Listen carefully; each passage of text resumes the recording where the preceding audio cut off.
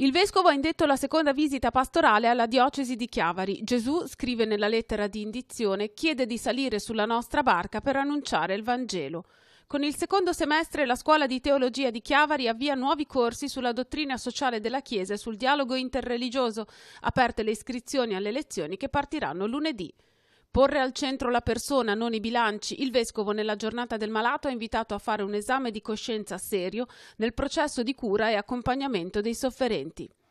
C'è bisogno di cuori che vogliono davvero la pace, è l'appello del vescovo diocesano alla veglia di preghiera nella Basilica dei Fieschi. Oggi ha spiegato la pace è in discussione.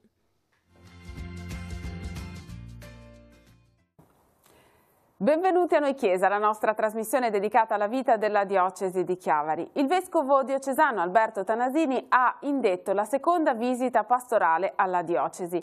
Il primo appuntamento sarà domenica prossima alle 10 nella chiesa parrocchiale di Rivarola con la celebrazione della Santa Messa. Di fatto la visita pastorale inizia così dal vicariato di Sturla e Graveglia ed in particolare toccherà i 4 ambiti in cui è suddiviso questo vicariato, quello delle parrocchie di Rivarola, Paggi e di San Salvatore, quello di Carasco e della Val Cicchero, quello della Valle Sturla e quello della Val Graveglia. Circa un mese la durata della visita pastorale in queste comunità. Seguirà poi la visita pastorale all'ambito di Santa Margherita Ligure che va da San Michele di Pagana a Portofino e poi sarà sospesa la visita pastorale per riprendere in autunno. Dunque un cammino lungo ed articolato che nasce sullo slancio del lavoro dei tavoli, del lavoro sinodale dei tavoli che ha coinvolto tutta la nostra diocesi. Monsignor Alberto Tanasini accompagnerà il processo di rinnovamento della Chiesa diocesana nella formazione, nella costituzione degli ambiti. Ma per capire di più a quale sfida è chiamata la diocesi in questo momento abbiamo intervistato il vicario generale Don Stefano Mazzini che spiega proprio qual è il desiderio del vescovo della nostra diocesi, della Chiesa chiavarese in questo momento. Vediamo.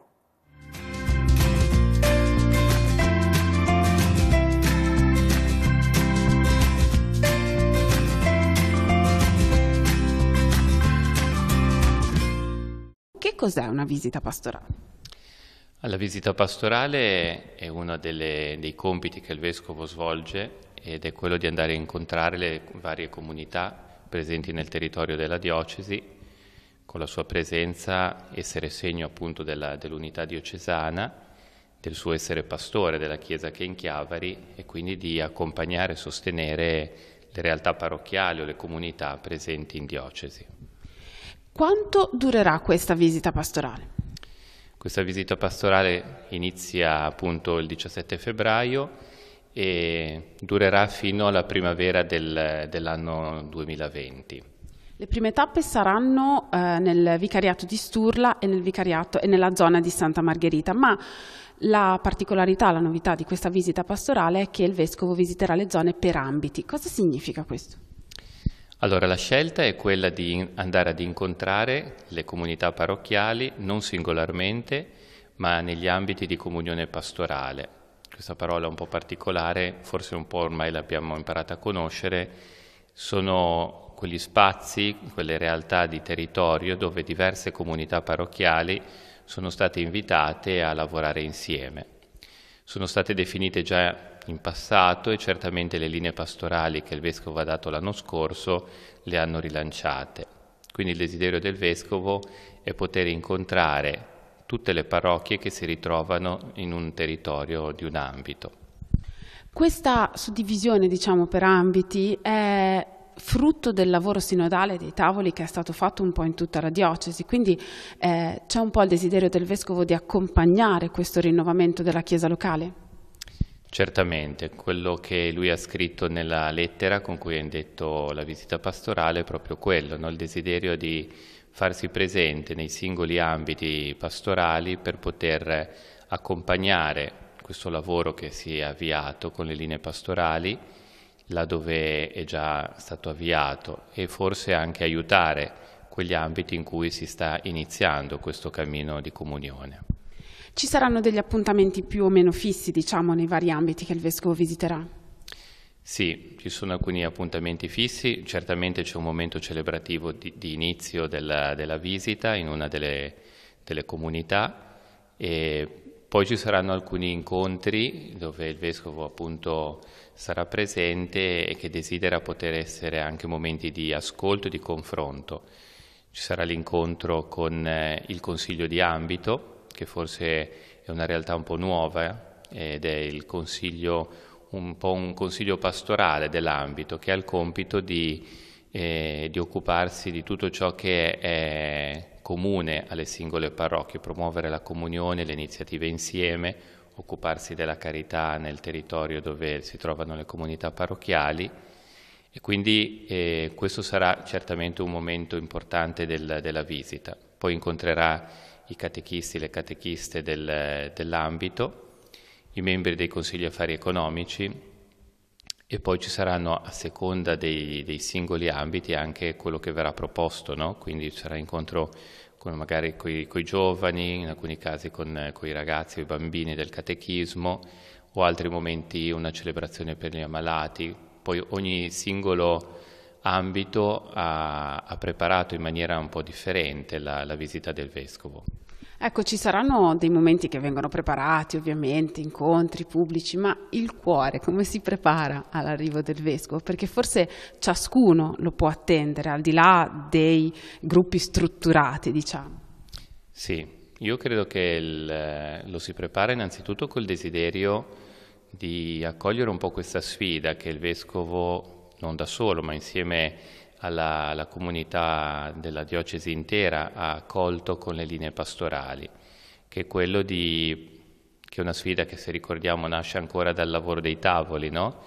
E da chiederci come Chiesa di Chiavari, come possiamo oggi annunciare il Vangelo nel nostro territorio, che è quello che poi anche il Papa ha chiesto a tutte le diocesi di fare.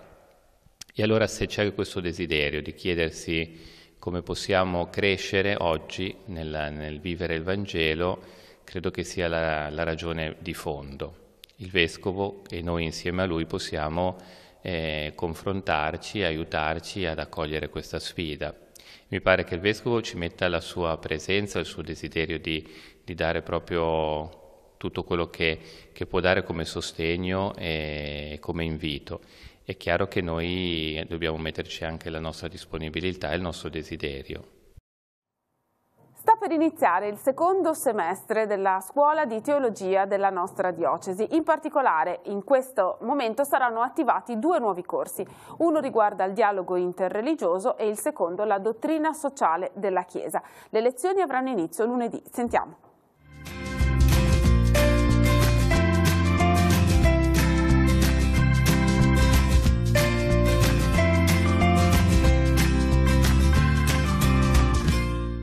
Con il secondo semestre vengono avviati dei nuovi corsi, quali?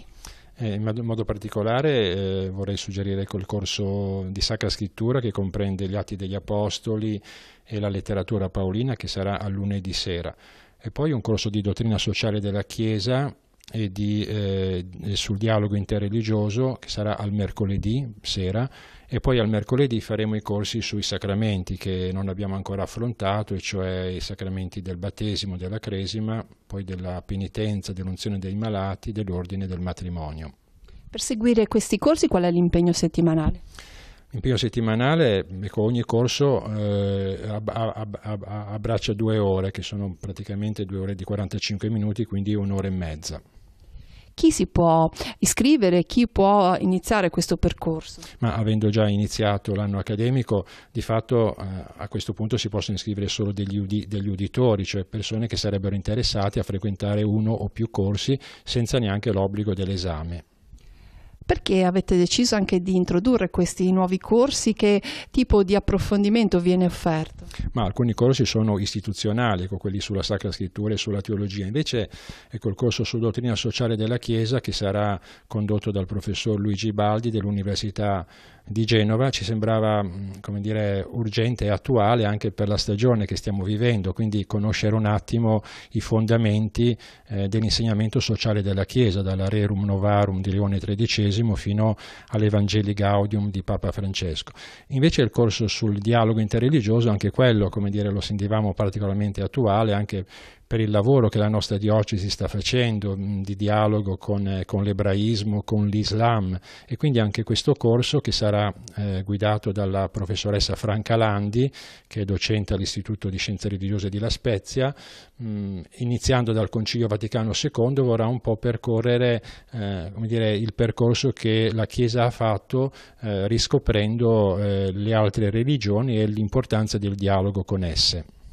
Da quando partono questi nuovi corsi? I corsi partono lunedì prossimo, quindi lunedì 18 febbraio. Invece il corso sull'ecumenismo, per permettere anche una maggiore divulgazione del programma, eccetera, partirà il mercoledì 27 febbraio.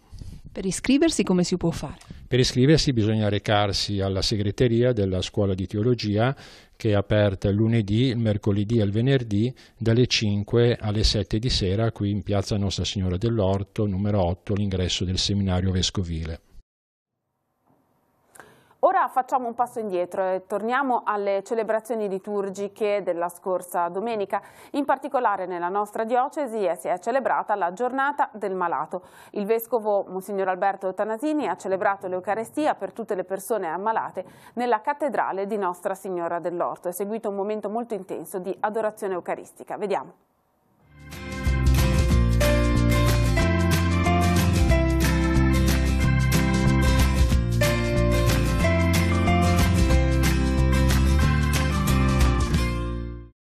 Le persone sofferenti stanno a cuore alla comunità cristiana e non solo un giorno all'anno.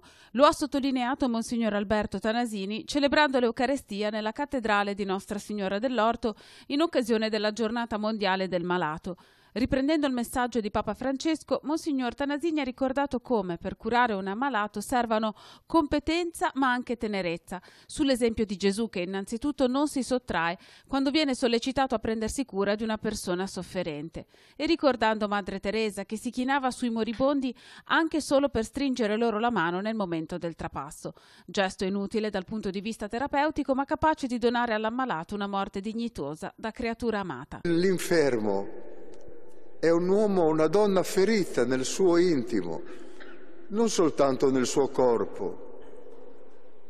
È un uomo o una donna che sperimenta la propria fragilità, che in quel momento, in quel tempo, sente la propria impotenza.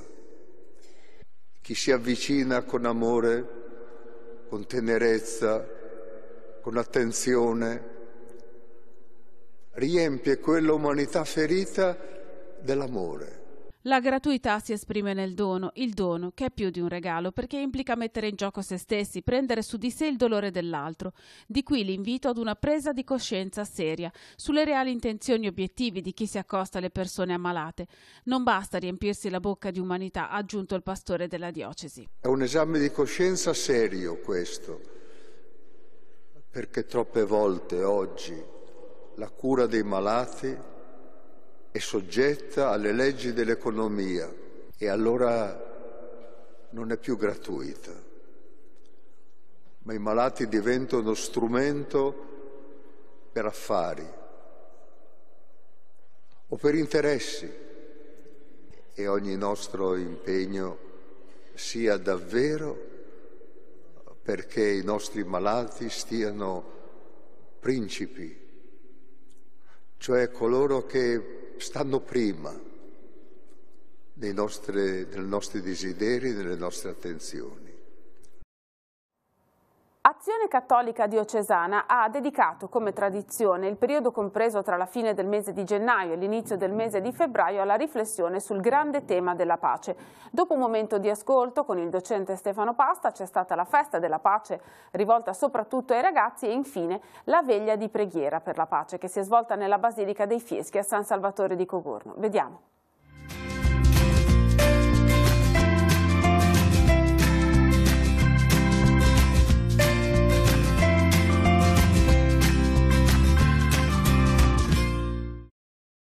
La preghiera silenziosa davanti al Santissimo Sacramento, la lettura di alcuni salmi e di due poesie che raccontano il desiderio che tra le pieghe di un'umanità ferita fiorisca il dono della pace. La veglia di preghiera promossa dall'Azione Cattolica Diocesana è stata un momento molto semplice quanto intenso di intercessione per la pace nel mondo. Nella Basilica dei Fieschi di San Salvatore risuonano forti le parole di Papa Francesco: oggi più che mai le nostre società necessitano di artigiani della pace, che possano essere messaggeri e testimoni autentici di Dio Padre, che vuole il bene e la felicità della famiglia umana. E se è vero che la pace è una sfida che chiede di essere accolta giorno dopo giorno, il primo passaggio da vivere è la personale conversione del cuore. Nonostante tutte le tensioni, ho una convinzione comune che la pace non dovesse essere mai in discussione. Oggi invece è più facile sentire che la pace e la violenza debbono essere presenti e attive.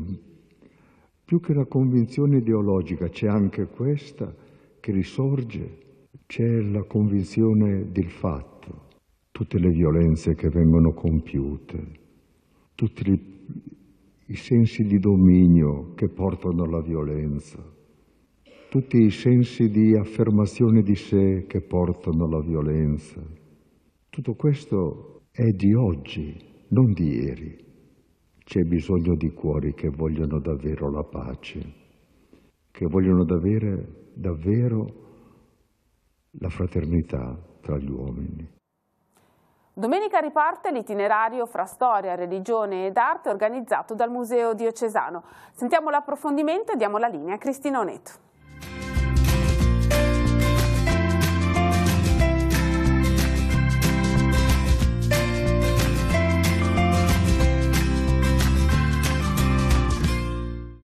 Sulle tracce di San Martino è il tema che verrà approfondito quest'anno nelle lezioni itineranti che la diocesi ogni anno, il Museo Diocesano ogni anno propone sul nostro territorio. Siamo arrivati alla 20ª edizione, ma cerchiamo di approfondire meglio questa iniziativa, iniziata proprio nell'anno 2000 insieme a Monsignor Francesco Isetti, che è il direttore del Museo Diocesano, e a Osvaldo Garbarino, che è invece il presidente degli Amici del Museo Diocesano. Intanto benvenuti e grazie per questo ulteriore approfondimento su questa iniziativa. Monsignor Isetti, che dicevamo è giunta alla 20ª edizione, quindi possiamo considerarla una iniziativa longeva e ben anche radicata sul territorio. Ma sì, si è affermata attraverso il tempo, in questi anni, è un po' un museo itinerante, ecco, e ogni anno visitiamo alcuni secondo un tema particolare, visitiamo alcuni luoghi interessanti dai quali forse provengono anche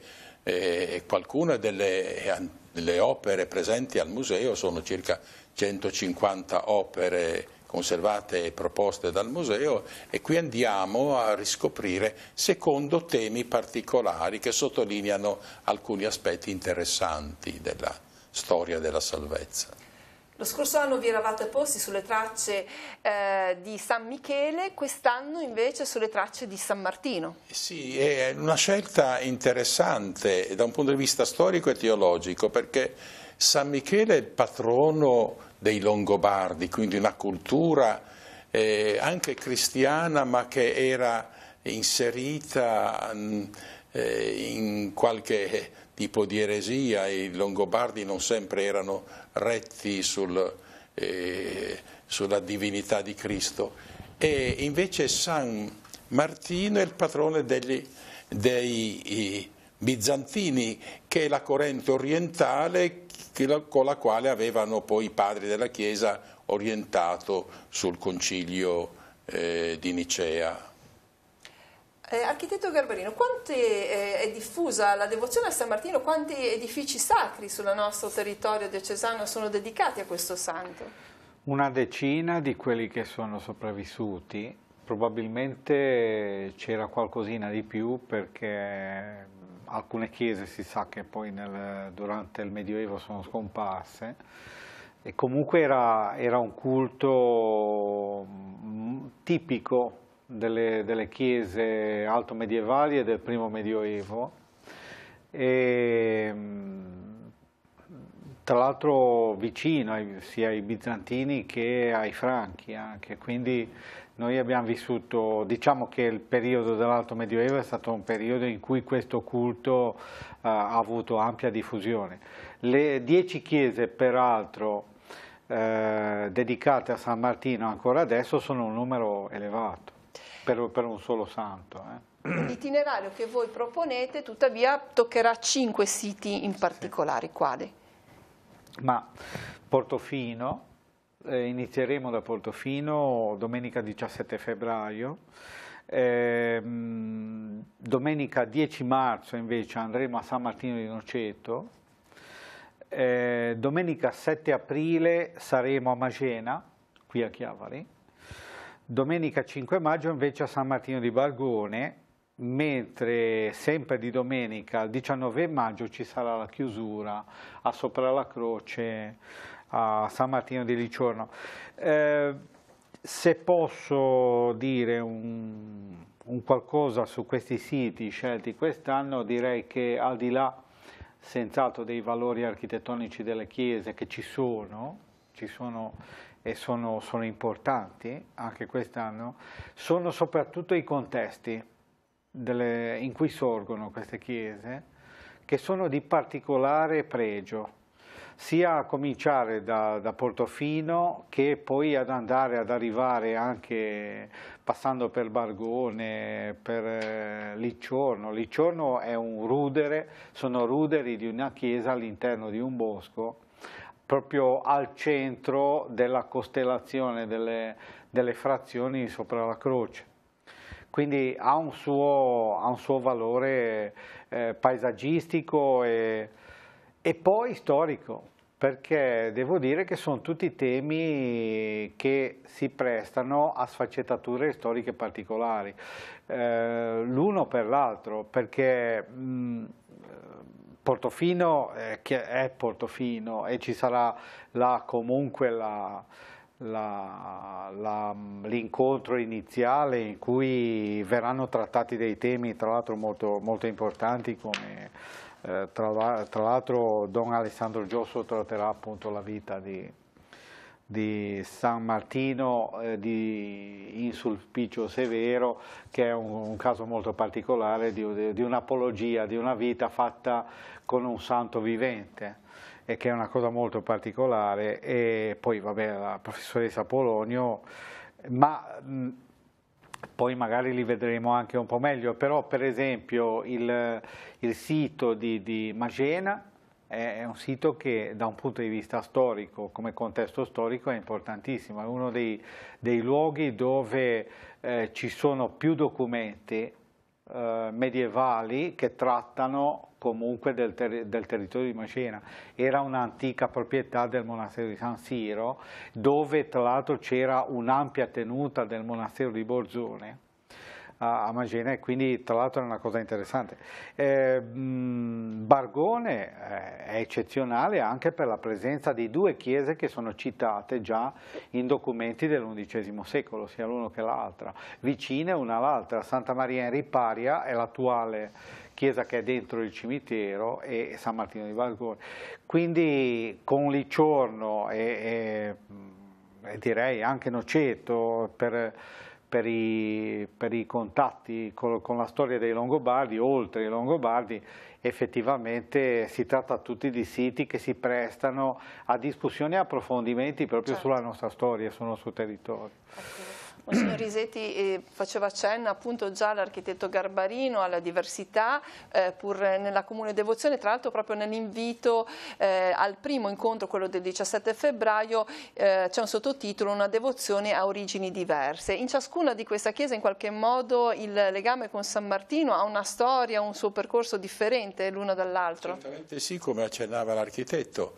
È casuale, però direi provvidenziale. In diocesi su 140 chiese parrocchiali e poi altrettante cappelle, oratori, e ci sono 10 chiese dedicate a San Michele e 10 chiese dedicate a San Martino.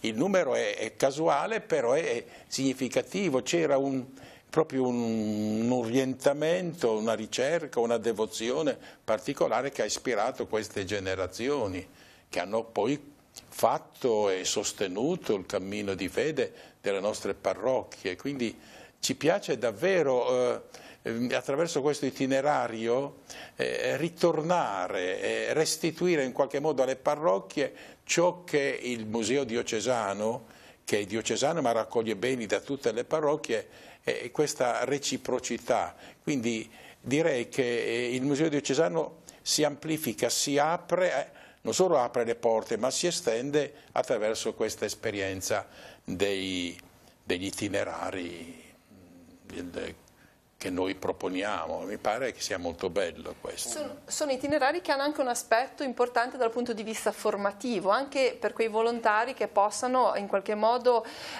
così venire a conoscenza di nozioni importanti anche per poi tramandarle. Ma certamente sì, tra l'altro ogni anno ci sono in genere 4-5 che presentano una tesina, una tesi, poi ricevono un riconoscimento ufficiale sulle visite fatte o sull'uno o sull'altra, e poi l'ordine degli architetti aderisce a questa iniziativa e ritiene anche valore finita la frequenza, viene fatto un riconoscimento agli architetti stessi, dall'ordine degli architetti. Crediti formativi. Anche perché dal punto di vista architettonico sono anche strutture, edifici sacri che hanno una loro diciamo, connotazione differente l'una dall'altra. Sì, assolutamente. San Martino di Liciorno è un caso particolare perché chiaramente sono ruderi di una chiesa che come facies in realtà è soprattutto cinquecentesca, la facies attuale, poi in realtà ha avuto delle implementazioni anche del 1700, però diciamo dà l'idea molto chiara di quelle che erano le chiese cinquecentesche posteriori alla Riforma Tridentina. San Martino di Portofino è probabilmente una chiesa molto bella anche come decorazione interna. Certo, il motivo diciamo, che le lega un po' tutte è chiaramente quella dell'eclettismo ottocentesco e con dei rimandi a volte importanti al 700 e al 600 barocco nostro. Comunque, ecco, per completare quello che diceva giustamente Monsignore, l'idea è quella del museo diffuso, cioè di portare comunque a conoscenza il pubblico, a conoscenza proprio del patrimonio artistico, del patrimonio monumentale, direi storico anche in questo caso, perché vedendo l'oggetto all'interno del proprio contesto si capisce anche il contesto, si capisce di più.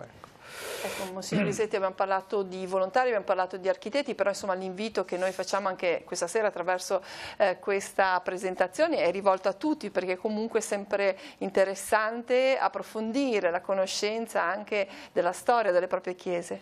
Certamente sì, perché qualche volta gli stessi parrocchiani riscoprono certi valori ai quali si erano forse abituati a non considerare a sufficienza. E quest'anno c'è stato poi il problema della mareggiata e avevamo già programmato, mi veniva in mente quando è successo questo, quel versetto del Cantico dei Cantici che dice acque multe non poterunt extinguere caritatem, cioè le tempeste non hanno potuto spegnere la carità, e per noi anche questo è un gesto di carità, questo itinerario, e quindi abbiamo provveduto e provvediamo attraverso il metodo della navetta o del battello. Allora infatti per quanti desiderassero appunto partecipare a questo primo incontro domenica 17 febbraio alle ore 15 c'è la possibilità di un bus navetta dalla Cervara a Paraggi, e poi c'è un percorso sulla passerella pedonale, tuttavia un percorso 200 metri, quindi è abbastanza alla portata di tutti, con partenza da Santa Margherita Ligure alle 13:53 o alle 14:23 e poi ritorno sempre in bus navetta alle 16:50 o alle 17:20. Stesso servizio anche col battello cartello, in questo caso la prima partenza è leggermente anticipata alle ore 12 oppure alle 14:30. Va detto anche che comunque è importante per queste località che sono state in qualche modo anche messe a dura prova da questi eventi atmosferici. Portofino in un periodo è rimasta anche isolata, è anche importante portare delle persone a visitare questi luoghi, perché è un modo anche per la popolazione locale per sentirsi comunque sempre parte integrante del nostro territorio. Bene, allora se non ci sono altre indicazioni che dobbiamo dare, non so se... Sì, coloro che ci guideranno in queste visite sono volontari che fanno parte del gruppo Amici del Museo Diocesano, sono tutti laureati o dottori, architetti, i quali sono impegnati nella ricerca e nella riproposta dei segni e dei valori propri di queste singole località visitate, di queste chiese. Ecco, questo progetto, Monsignor Risetti, è nato nel 2000, si chiamava Laboratorio della Fede. Nel percorso di questi 20 anni ha in qualche modo anche modificato il proprio modo, il proprio approccio. Sì, si è cercato di valorizzare cogliendo anche l'attualità, quindi via via si sono espresse alcune tematiche riferite ad avvenimenti straordinari. Sto pensando al centenario della Basilica dei Fieschi ed altro, però il Giubileo e quant'altro. Via via il gruppo degli Amici del Museo Diocesano si radunano per verificare e per programmare, a Dio piacendo, in prospettiva, volendo proporre ancora, ecco.